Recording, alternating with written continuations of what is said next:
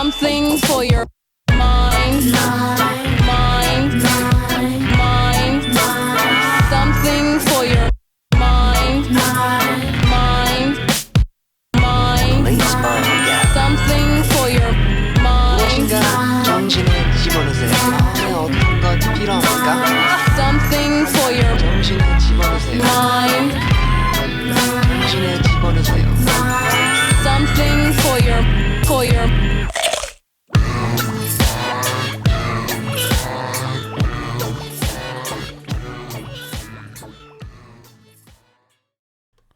Welcome back to the latest edition of Let's Chew the Gum, the podcast where we talk about everything from A to Z. I'm your host, Protocol, and we're here chewing the gum.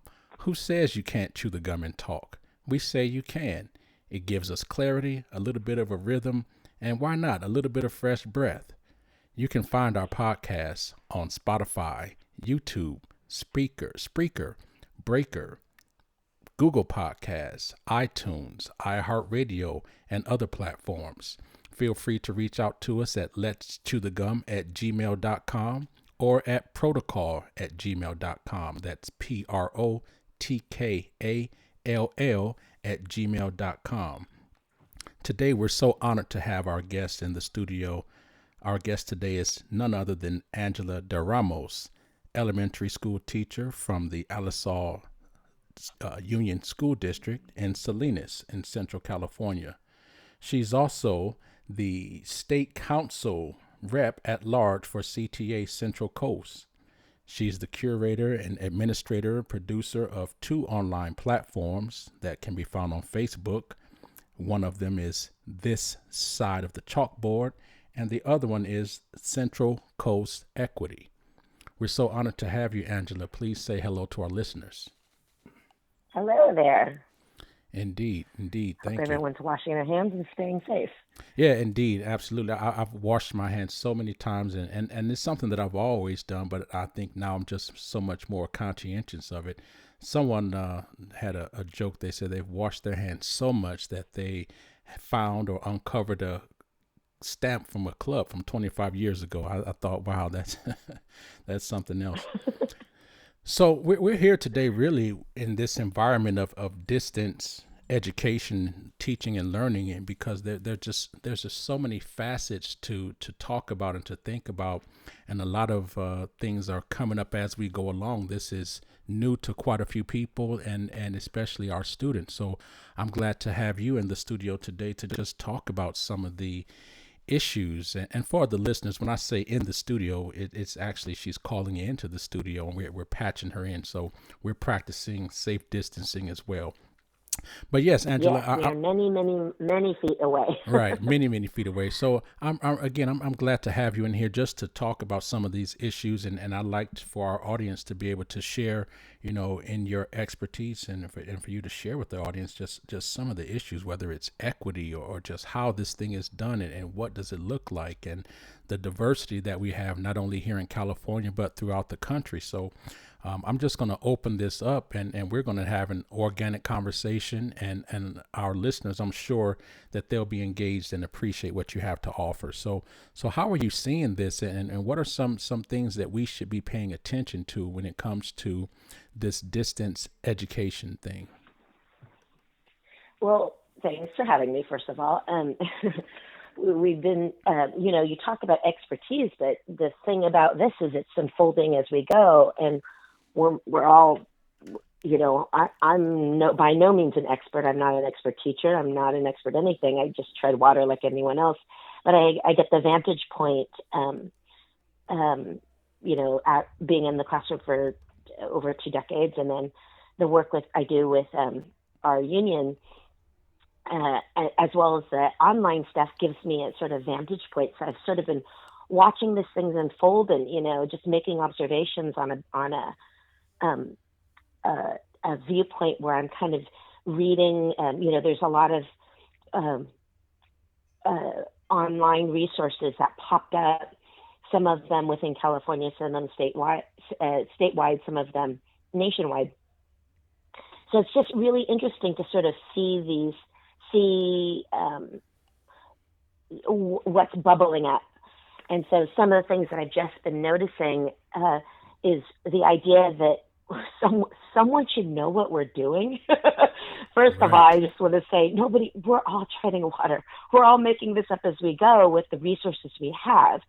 And so please, like, just give yourself and everyone else a bit of grace that, we're doing the best we can, and everybody, it's a good time to assume positive intent. Even when, this morning I was fielding some questions about MOUs. So MOUs are your memorandum of understanding. So, when we are in a profession like education, we have these agreements about what we think are best for the system. But all of this is completely changed. So, MOUs are sort of the agreements you make with your local administration, and people don't, our regular educators that aren't political and don't see that side of it, don't really realize, like, that stuff has to be made up as we go. And so as we're busy trying to figure out how we're going to do this online distance / remote / homeschooling learning, it's being sort of negotiated by local leadership. And now is a really good time to voice what's going on, what your concerns are, what your struggles are.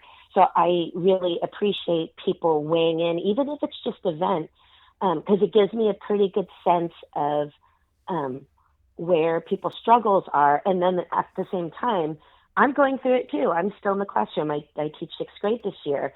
And, the considerations between the grade levels, between the districts, between the not just the grade level, it's the micro to the macro. All of it is important at this point. What I expect from my 6th graders is not what my colleague in 3rd grade or kindergarten or TK or special ed. Everybody's got sort of their own issues, which we know what they look like in the classroom, but I think they're exacerbated, or we're forced to re-examine all those sort of pedagogical concerns. And for a big portion of our kids, they end up being equity concerns. So you mentioned that I do some equity work. So a big concern is the language, access, and there are always the things that we're concerned about in school, but something as simple as I teach ELD. I teach in Salinas. A great many of my students come from households that English is not their first language. So even if they're born here, often they just have limited access to models of academic English. So it's really important for us to take our ELD seriously. So to not be able to read things like body language, like just as a classroom teacher, I'm realizing I can't get them to produce if they're not English speakers. Most of our online resources are coming in English. Then I really have to think more about my delivery and whether I'm translating it, making it accessible, and it just adds a whole layer to it. And I'm thinking, here I am, a veteran teacher. The standards are not a problem for me. Classroom management is not a problem for me, and I'm lucky to have really good tech resources. Our district was very forward-thinking in tech, so none of this should be a struggle for me. I am poised to be in a very good position to make that transition, and it's so hard. And really, the bottom line is that we don't, just not seeing our kids forces a whole other kind of pedagogy, like physically being in proximity, and how much I rely on body language and those unspoken forms of communication to check for understanding and all those kinds of things that we talk about as teachers. Those are the things that we don't codify. Those are the things that no one could ever measure in sort of a numerical metrics. It's sort of our craft, right? Right. Absolutely. So we can't rely on those things. And that has been something that I'm experiencing it. And so when I'm looking at all these, systems of how we're doing this. One of the problems that I think about standardizing or policy work, which is really about kind of standardizing it, is that it's not based on human interaction, but teaching is. So trying to, say, oh, how many times do I need to, what does that look like now? So how many times do I need to check on online? How much time is enough screen time or meeting time? Do I have to record it? Those kinds of things all try to quantify something that, before we sort of took for granted because they were in front of us and sort of captive audiences. So it's been definitely an interesting phenomena to watch. And I think my big takeaways and the thing I most want people to realize is, I guess it's kind of the union rah-rah speech, but it really is. I mean, you saw the power of educators come together and kind of figure this out, and we're still doing it. So now is a really good time to be communicating and with your colleagues and saying what is your, what's working, what's not working, what resources or supports do you need. Even if it's not your local, reach out to other people. Now we're all digital, so it's easy for us to be worldwide. I mean, a lot of the resources that have been the most valuable have been coming from other countries. Absolutely. Some of the Asian countries, I had educators early on contact me, from Korea and from China saying are we prepared, because they had already gone to remote learning. Probably a month and a half before we did, I started getting those messages. So it's been a good time to reach out and exercise, flex your professional muscle and calibrate. And also get support. I mean, you're not alone if you don't know what the hell you're doing. None of us do. No, that's a great point. Great point, because I too have been in contact with colleagues across the nation, East Coast to West Coast and in between, just really looking at and listening to their concerns and then some of the things that they're doing that are working and not working. And as you said, we're all in this together. So it really is a time for people to, first of all, like I said, for everyone to really be forgiving of themselves if they don't know, and to not be adding additional pressure and stress on themselves for what they don't know, because many people are making it up as they go. But the networks that we have and the capabilities that we have to share resources and insights and really find out what works for you. Your point about, how are we assessing students now, right?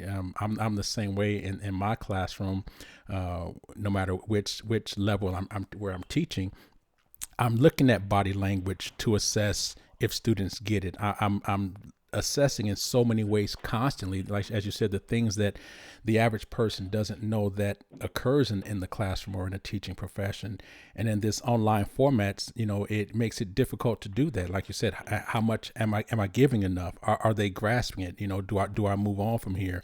It's sort of a double blind situation in a sense. We don't know if our students are the ones doing the work, or are they, how much are they retaining, or how engaged they are, right? When we are in the classroom and we can see that they might be a little disengaged, we utilize mechanisms to get them back on task. And so we don't know that. And not only that, we don't have a full view of who's able to have sufficient access. Are they having to share computers with many siblings or relatives so that they can all access their material, and are they getting enough, right? That as we talked about before we started this session, we didn't record this part, but we were talking about just the diversity of needs and the diversity in communities of students that are able to access or have different lifestyles and non-traditional settings. So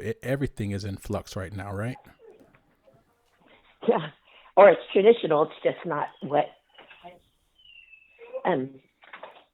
it's tradition. It could be someone else's tradition Oh, yes, to indeed. have multiple generations in a household, or where I live.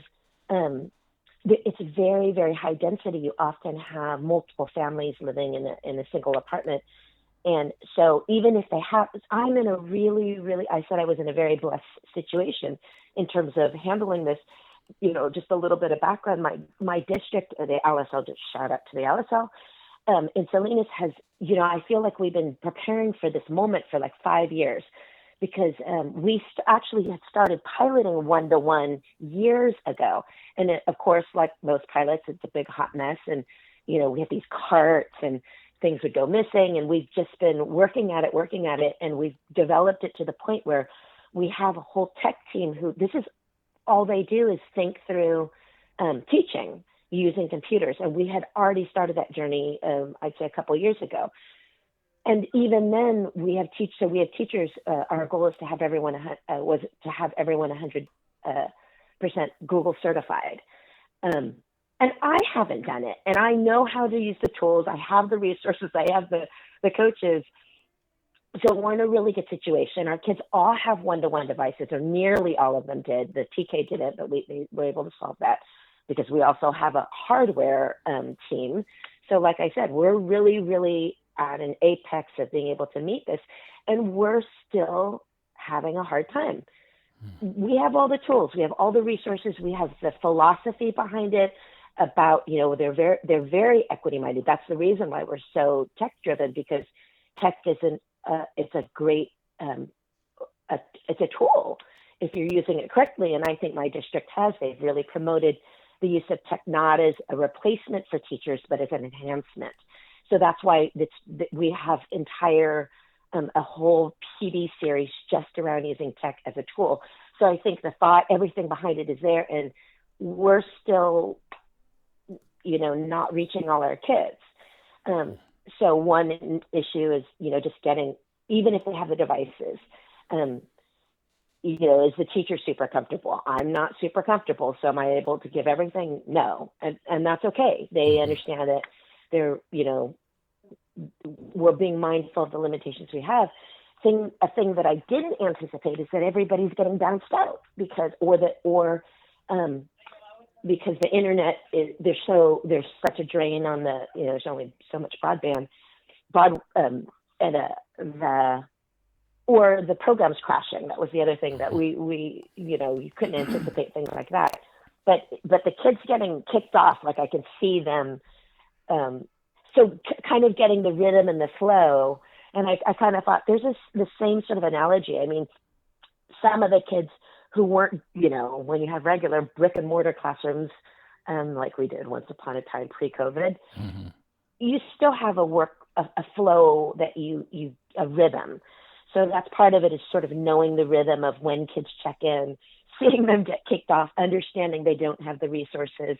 They might be sharing space and not have quiet. So, demanding that they speak, putting them on speakerphones means you're going to hear like 10 other people.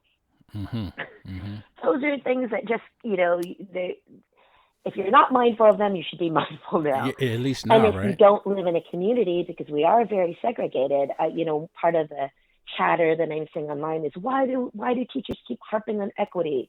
But that is the reality of our a lot of our students, is that they don't live like you said, in quote, traditional, what you see on TV, every kid has their own bedroom and everyone has their own devices. It's not like that for everybody. So, no, that equity portion is so critical. And for folks that don't understand that, when we talk about public education and access, if we have to have equity, and we have to be sensitive to that, because every child needs to have access.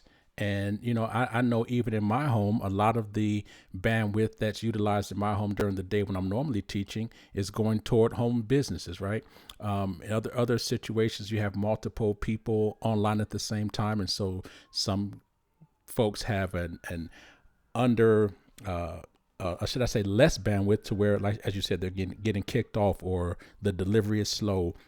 And when you're talking about students or ELD or ELL students, right? If the delivery is slow and the language is already an issue, and now you have issues with being cut off or it's choppy, that can be frustrating for kids. It can cause kids to check out. And there's just so many dynamics to that people don't understand. So equity, then the consideration for that is a must, and perhaps teachers harp on it because, and I don't like to use the word harp. I think a better term is to emphasize the need for it, is because it's a real thing, and you may not be experiencing, not you personally, but any one of our listeners, you may not be experiencing those issues, but it doesn't mean that you shouldn't be sensitive to those that are.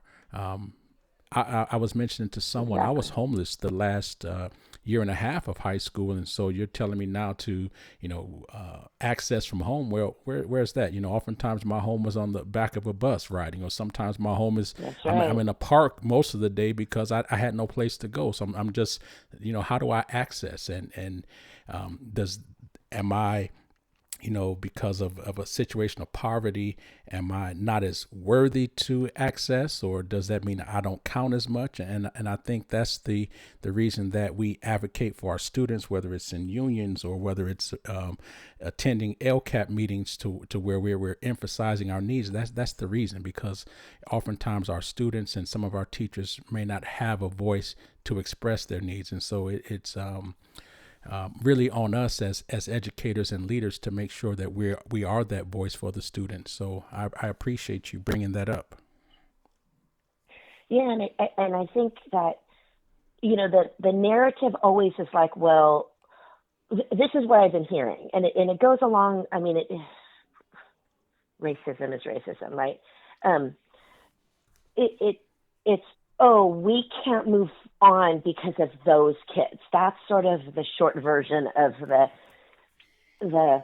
well, why, the no new learning, or whether this is enrichment only. That's been a big part of the discussion right now. And I don't think it's like, why do we have to hold up everyone because some kids don't have access? It's more, I think the question is, what are we holding people accountable to? Mm-hmm. If you have a population, or like I differentiate my class. I have some kids who are checking in and some kids who are not checking in. Will I hold everything up for the kids who are not checking in? No, but I'm absolutely mindful of who is and who isn't. And those kids who aren't checking in, I'm going to modify and do what I need to do, whether that means I need to call more, reach out.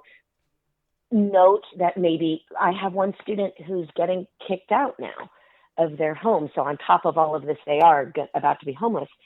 So, my work with them is sort of connecting them with the family resource people, or, trying, at the very least, being empathetic and not expecting. So it's about the expectation of what we're doing. And that goes to that deeper thing. And here's where the opportunity is. We're always looking at this as a deficit mode, but I think this is a golden opportunity for us to say, what do kids need to learn? And how can we best teach them? Because now we're having to redo everything. But even when we're in a brick and mortar, those questions still exist. What are we teaching? For what purpose? How are we giving that delivery? So, differentiation and understanding what kids bring and what their situations are. It's that human thing. It's understanding that teaching and learning is human, and knowing all the parts of them as humans, including where they live and what their support systems are like, and all of that matters. Absolutely. So, it matters. In our, it's the same thing we doing in the class, as you said, in a brick and mortar classroom daily, where we're differentiating and we're making accommodations for our students based upon their particular situations at home, or their learning styles, or their particular needs. And this is just an extension of that. And I'm not sure that the general audience necessarily, again, knows what goes on in the classroom in terms of making those accommodations and differentiating instruction for students, because they all aren't the same. And so we have to provide tools, and we implement various mechanisms, and we again differentiate based upon that, and that's where equity comes in. We try to help students to be able to access the best way they can, and the best ways that we know how, for them to have a successful experience. And it's no different now. I mean, it's different, but it's just a different way of going about it. I want to touch upon something that you brought up earlier. You were saying that your district, you guys had been really planning for this, not planning for this to happen, but planning for situations with one-on-one, and planning for this type of model where students have access and with technology for some time, yet you're still having some difficulties, right? And I just couldn't help but think about the districts and the students that not necessarily haven't planned for this, but may not have had the mechanisms or the resources, depending on their community or their particular budgets, to be able to prepare for this. So if districts like yours have been planning and it's difficult, imagine how much more it is difficult for educators and students who have not had that benefit to plan and prepare for this. Right. And just knowing how much energy and thought and planning and policy and money has gone into developing us to where we are. I keep thinking, I see these districts that are getting, mass donations of computers, or mass purchasing of computers. Well, there's still the servicing of computers when they break. Right. I mean, just something as simple as that. Like we think, okay, and I know it's one step at a time, but there's so much consideration. And then there's the learning piece of it, just because my kids have had computers one-on-one for years. But have I made good on all the equipment and the tools at my disposal? No.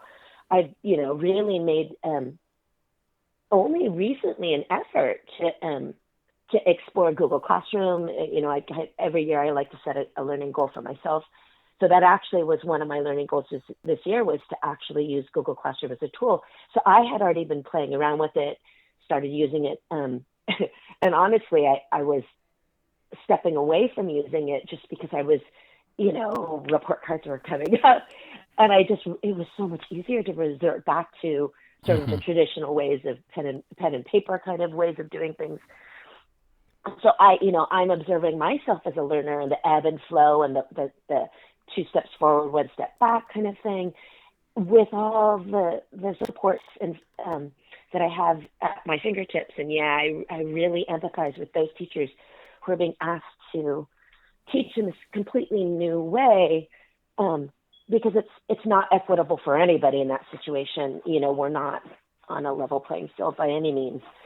No, not at all. Not at all. So, I've worked with Google Classroom and some of the technologies, and I'm happy to say that I'm not having difficulties with this format, because I've done it for some years, whether students were on independent study, or I've just always had it set up for students who, for whatever reason, if they miss class, here's the format, and here's what we've done each day.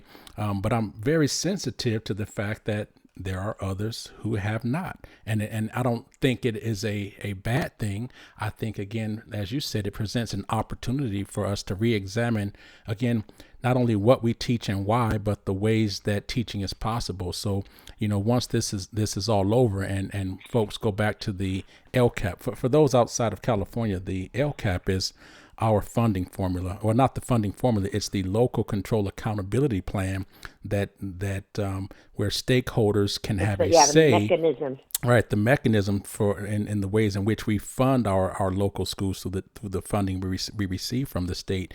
And so, how are we gonna spend the money? There you go.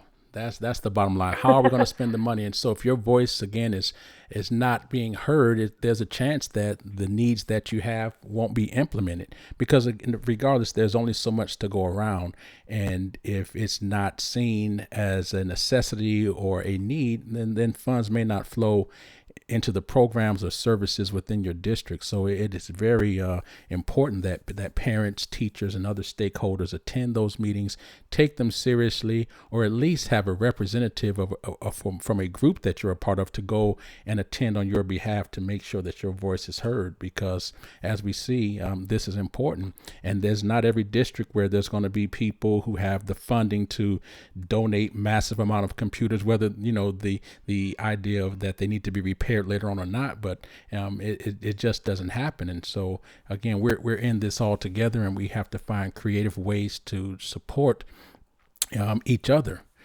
Just really quick, you're listening to Let's Chew the Gum, the podcast where we talk about everything from A to Z while we chew the gum.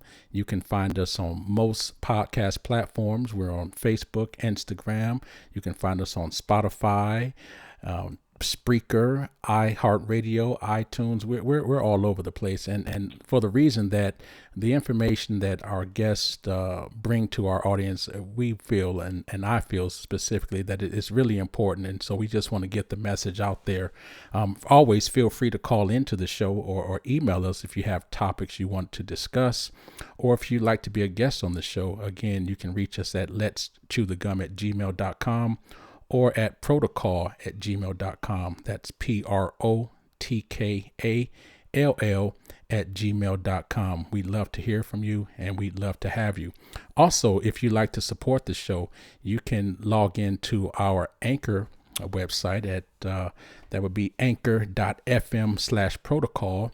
And there's a button where you can support the show if you like what you're hearing. So we welcome that. Again, my guest today is Angela de Ramos, elementary school teacher in the Alisal Union School District, and she's also an advocate for teachers and students throughout the state.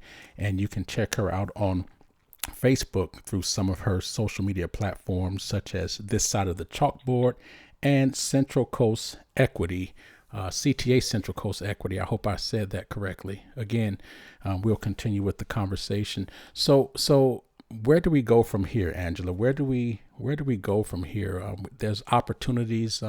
How can we, as educators, as educational leaders and parents, how can we come together post COVID-19 to refashion this thing that we call education and the delivery of education?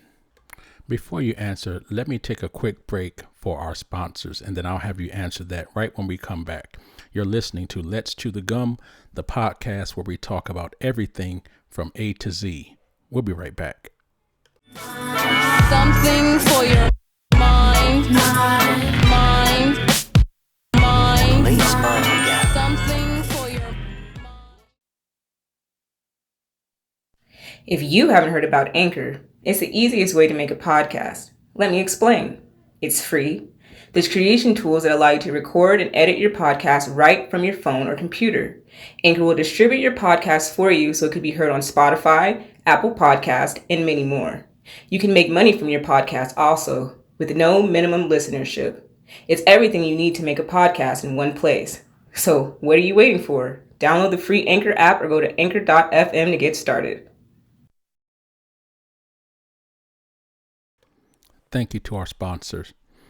Okay, we're back with our guest, Angela de Ramos. Before we went to break, I was asking, how does this post-COVID-19, or how do you see the post-COVID-19 educational system panning out? And so for our listeners, go ahead and please respond to that question. Well, I'm going to give a short-term thing and a long-term thing. I think the short-term thing this is sort of meta, but I would really like educators to sort of note their learning curve. It makes us so much more empathetic as teachers to be that projective struggle of not knowing what we're doing, and our students go through that all the time. So it gives us a little grace with them. It gives us a little bit of grace for ourselves. that we're sort of learning it. And it occurs to me that using online technology is very constructivist learning, that you sort of just have to do it. It's really hard to just learn it from a book or learn it from watching it. You just kind of have to play around with it. So that's my sort of short takeaway. My longer term takeaway is, I think, really define that question, hold that, what are you choosing to teach, and how are we going to do that? What is the best case scenario? Why are we choosing that? I think actually that works in the short term right now too, as we're organizing as a profession. You know, we're all kind of on literal survival mode right now. So it's a little strange to be talking about standards and you know, graduations and requirements and grading. And it's sort of like, can we just sort of survive this for, and when we're done, one thing that I've sort of started playing around with this idea of articulation. So, you know, we as a system in this country, and I think most countries, have standards-based where, you know, we're expecting every kid to be at a certain place or know a certain thing or have a certain skill at a certain time. And I think that's always been a lofty goal, but not necessarily reality. It's like asking, sometimes I think of it as asking every kid to be a certain height at a certain age. I mean, we have general recommendations based on trends, but, you know, there's a lot of factors there and a lot of variables. So, and variance. So, you know, kind of talking, I've been talking to teachers in other grade levels and above me, kind of asking, okay, as a system, knowing my kids are going to be missing some things, which they always do, how do we make this more of a continuum of what's important? So the idea of defining what's important for us and the world that we know and the grade level or the standards that we know ourselves, and then where does that fit in a lifetime of learning? Those kinds of, you know, let's reinvent the standards, shall we? But I mean, that's kind of what I feel like could be an outcome of this, is that we start to sort of define. You know, I think one of the things about our profession is we rely on other people to tell us what to do. Sometimes I think we're not really a profession because we don't sort of take charge of our tools or testing or, you know, the way that lawyers or doctors do.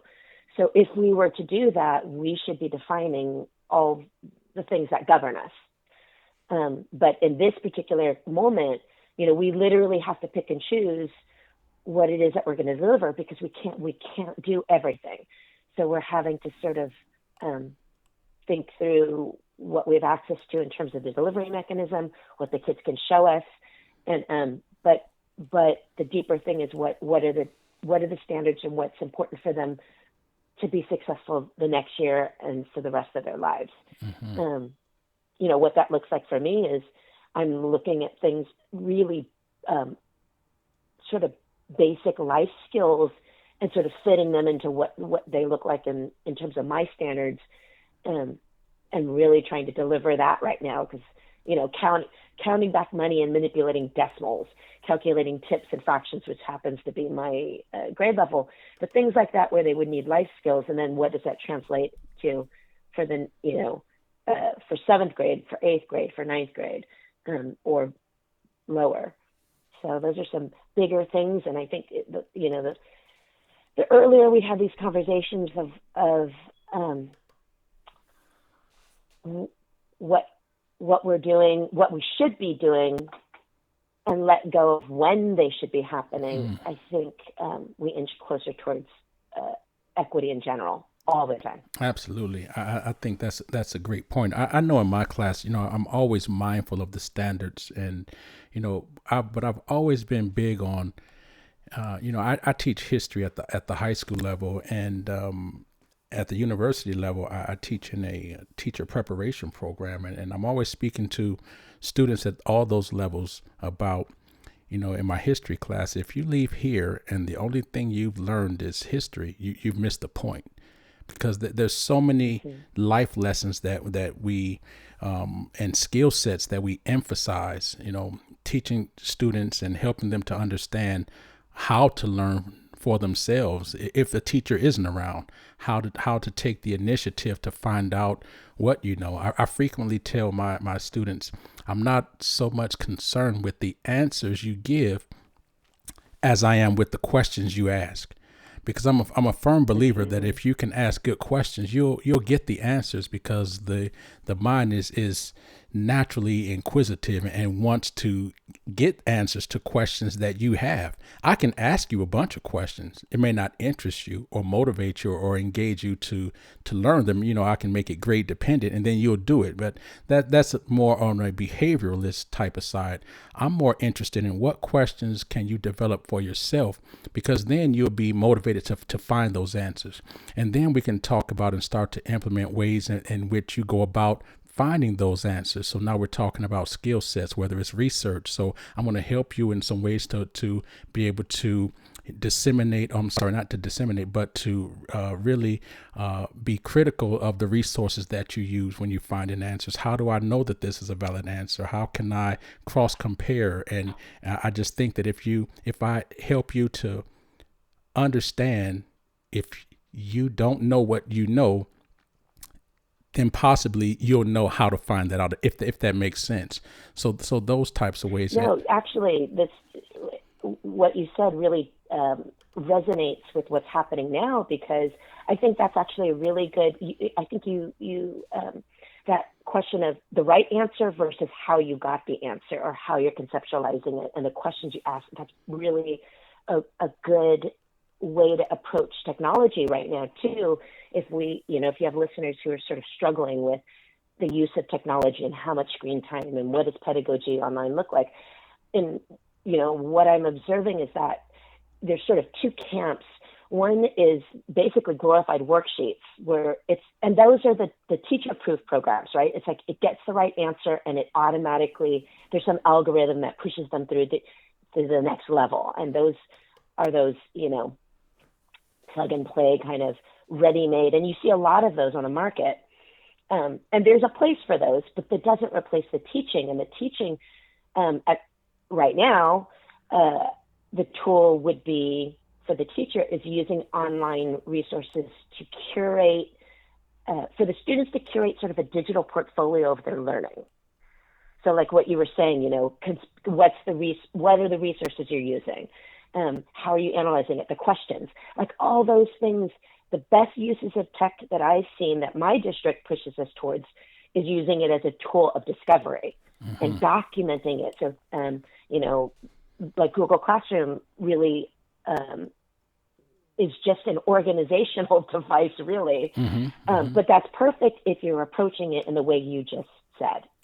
Now, the trick for the teacher is, our teacher tools in our classrooms are folders, our notebooks, citations, things like that. Well, that looks a little different online. There's a little bit of a different workflow, but those things are still there. So I think, good teaching and is never about the right answer. It's about the process of learning and being able to be metacognitive about that and documenting it, because Absolutely. Then you keep going. Yeah, I'm very much into the process as opposed. The product is important, but the process, I think there's so much along the way that you learn that doesn't always show up in the product, but it's transferable to other areas of life. And so in that process, the way you go about it and the things you discover about yourself and the growth of your mind and your brain that it entails. And as you said, when you document it, right, sometimes I've seen students, it's just a beautiful thing to see the light come on to where they become more independent learners, because through the process and the ways that we discuss about how to learn and how to access information and how to utilize it, and maybe there was an essential question or just a general question at the beginning and they were just lost. But then all of a sudden it just hits and the light comes on and they're like, oh, I see. This is not just about history. This was about the ways of learning, brain development, skill sets. And I often hear, I was able to use what we used in your history class, and now it helped me to be better in math because it's a process. And I understand that when I'm lost, I'm not feeling stressed out, and all these affective filters are going up, and I realize there's a process I can go through. So now I can sit back and breathe and have faith that if I go through the process, I'll get to the product or the end result that I want. And if I don't, I know how to go and even ask or find resources to help me with what I don't know. And I think in this time that we're in with this distance education, those students and teachers that can implement those skill sets or that have those skill sets may find it a bit less threatening. They may find some ease and comfort in the fact of knowing that, you know what, it's okay that I don't know now, but because I know I don't know, I can do something about it. And I think that makes a big difference. Yeah, we've been using a hashtag in our own district, #yet. How about that? You don't know it yet. Yeah, I but like it's that. okay. That's right.